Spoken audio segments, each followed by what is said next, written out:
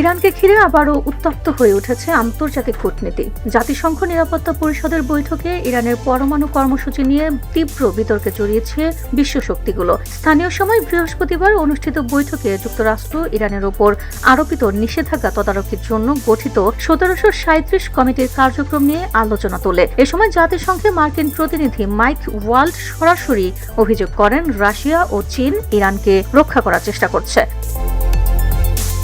তিনি বলেন, জাতিসংঘের সব সদস্য রাষ্ট্রের উচিত ইরানের বিরুদ্ধে অস্ত্র নিষেধাজ্ঞা কঠোরভাবে কার্যকর করা, পাশাপাশি ক্ষেপণাস্ত্র প্রযুক্তি হস্তান্তর ও বাণিজ্য নিষিদ্ধ করা এবং যেসব আর্থিক সম্পদ 2015 সালের আগে জাতিসংঘ নিষেধাজ্ঞার আওতায় ছিল সেগুলো পুনরায় জব্দ করার আহ্বান জানান তিনি।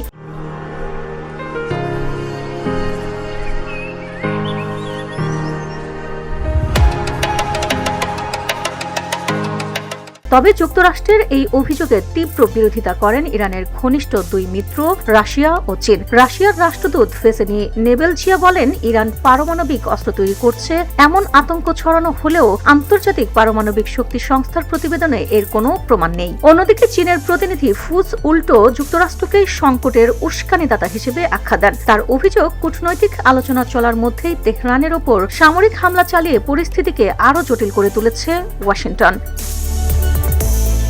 তবে শেষ পর্যন্ত ভোটাভুটিতে চীন ও রাশিয়ার অবস্থান টিকতে পারেনি। নিরাপত্তা পরিষদের 15 সদস্যের মধ্যে 10টি দেশ ইরানের ওপর পুনরায় নিষেধাজ্ঞা আরোপের পক্ষে ভোট দেয়, আর ভোটদানে বিরত থাকে পাকিস্তান ও সোমালিয়া।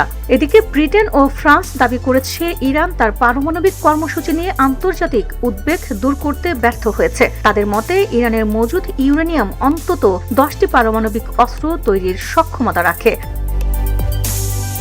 উল্লেখ্য, চলতি মাসে জাতিসংঘ নিরাপত্তা পরিষদের সভাপতিত্ব করছে যুক্তরাষ্ট্র। গত 28 ফেব্রুয়ারি থেকে যুক্তরাষ্ট্র, ইসরায়েল ও ইরানের মধ্যে চলমান সংঘাতের প্রেক্ষাপটেই এই বৈঠক ঘিরে জোর তৎপরতা চালিয়ে আসছিল ওয়াশিংটন।